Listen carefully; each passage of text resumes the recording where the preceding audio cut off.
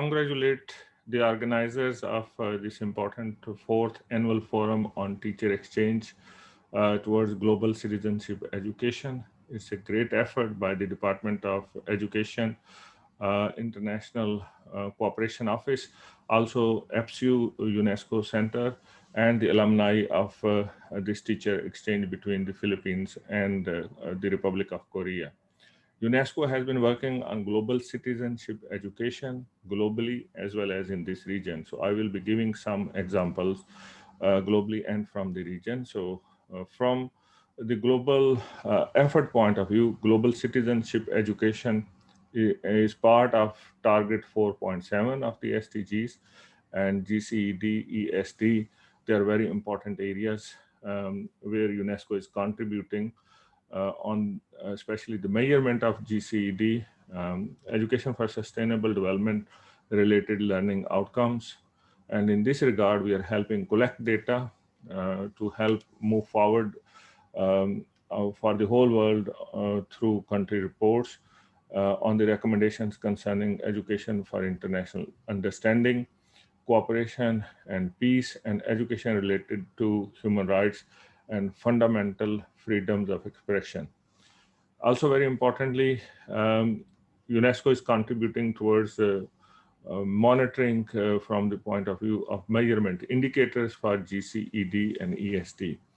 UNESCO is helping provide easy access to policy relevant data and data sources that can support the monitoring of Target 4.7. Dear colleagues, also very importantly, UNESCO is contributing thematic studies, reports, and trend analysis.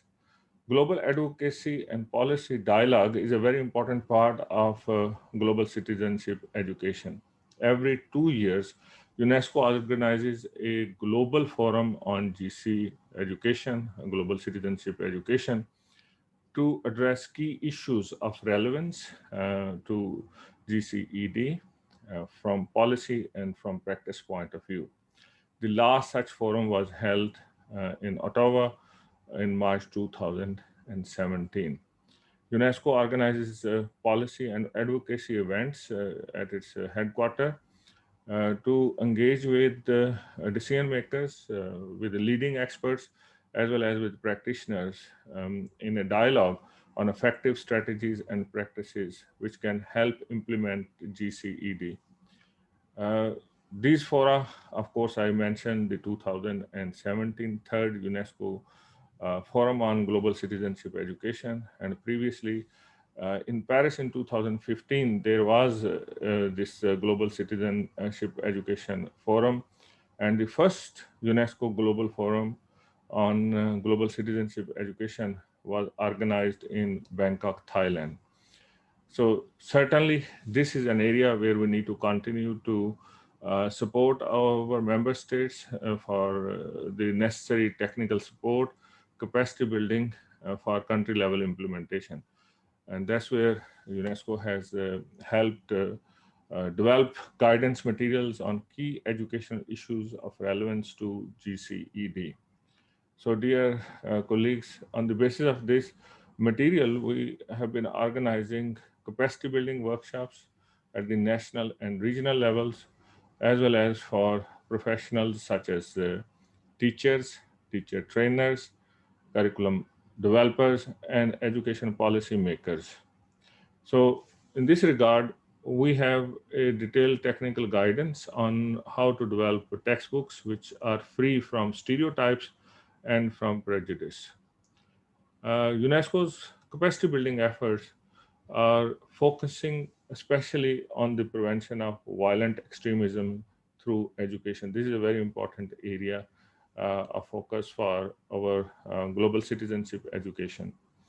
Also, we are helping in the dissemination of global citizenship education through our networks, such as our UNESCO centers, and also the institutes, like, for example, the Category 1 Institute in India, intergovernmental organizations, our regional organizations, and the links with them. So, the Category 1 Institute in India, I'm sure colleagues know, it's the Mahatma Gandhi Institute of Education for Peace and Sustainable Development.